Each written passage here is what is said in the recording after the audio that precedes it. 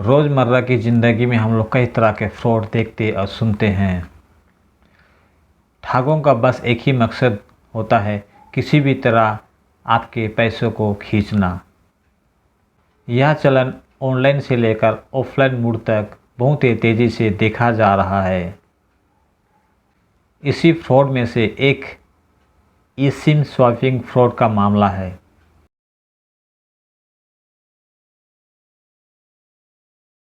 ESIM swapping का मतलब होता है आपके नंबर का, आपके मोबाइल नंबर का ई-सिम बना लेना और आपके पास जो फिज़िकल सिम है उसको बंद करके आपके अकाउंट से पैसे की निकासी करना।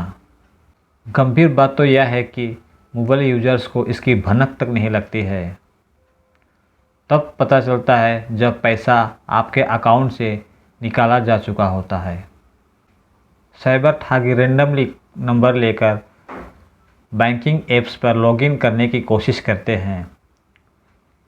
लॉगिन करने के समय यदि ऐप्स उनसे OTP मांगता है तो उनको समझ में आ जाता है कि उनका नंबर सही है।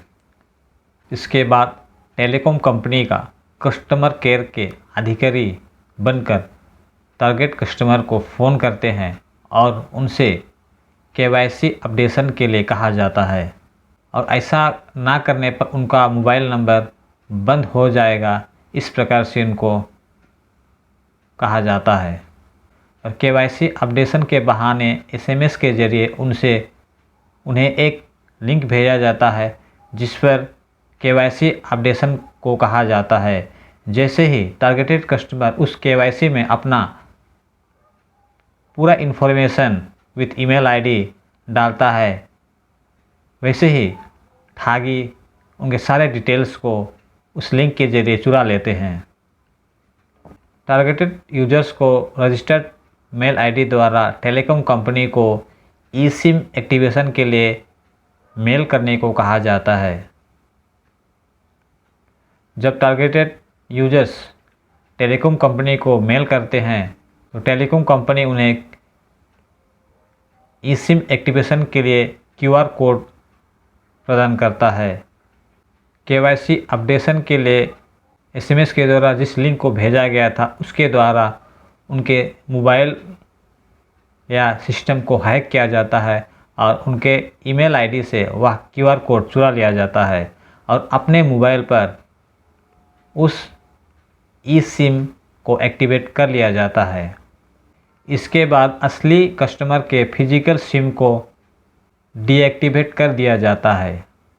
इसके बाद उस नंबर से जुड़े जितने भी अकाउंट होते हैं उन्हें स्कैन किया जाता है और जहाँ पे बिना ATM पिन का कम हो जाता है उस अकाउंट से सारे रुपये उड़ा ले जाते हैं।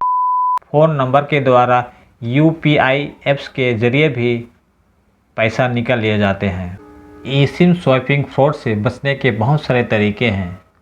उन तरीकों को उपयोग में ला कर के आप भी ई-सिम स्वैपिंग फ्रॉड से बच सकते हैं।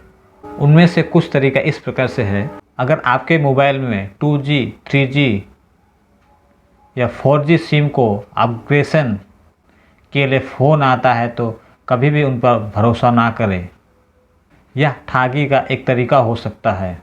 अगर आपको KYC अपडेशन के बहाने कोई SMS के जरिए कोई लिंक भेजता है तो कभी भी उस पर क्लिक ना करें। क्लिक करने से उस पर इन्फॉर्मेशन इनपुट करने से आपकी सारी इन्फॉर्मेशन ठगी चुरा ले सकता है।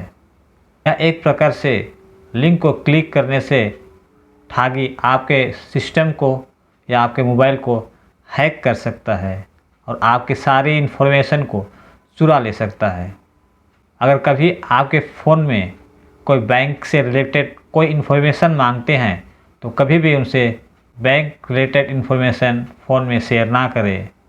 फ़ोन पर यदि कोई आपको कोई ऐप्स या कोई लिंक डाउनलोड करने को कहता है तो कभी भी उन ऐप्स को डाउनलोड ना करें। अगर आप कॉलर के कहने से कोई ऐप्स डाउनलोड किए हैं तो तुरंत उसको अनइंस्टॉल या डिलीट करें। अगर आपका सिम कभी डीएक्टिवेट हो जाता है तो तुरंत बैंक में जाकर के अपने अकाउंट को फ्रीज करा ले, यह एक प्रकार से ठगी का भी सिग्नल हो सकता है। अगर आपको बार बार फ़ोन करके परेशान किया जाता है तो आप फ़ोन को स्विच ऑफ ना करें, बल्कि बचने के लिए उनके कॉल को रिसीव ना करें। यह भी एक प्रकार का ठगी हो सकता है। अगर आप ठगों की जालों में फंस जाते हैं और आपसे कोई फ्रॉड हो जाता है तो तुरंत साइबर थाने में या साइबर पोर्टल में अपना शिकायत दर्ज करें। खुद जागरूक बने और आसपास के लोगों को भी जागरूक करें। धन्यवाद।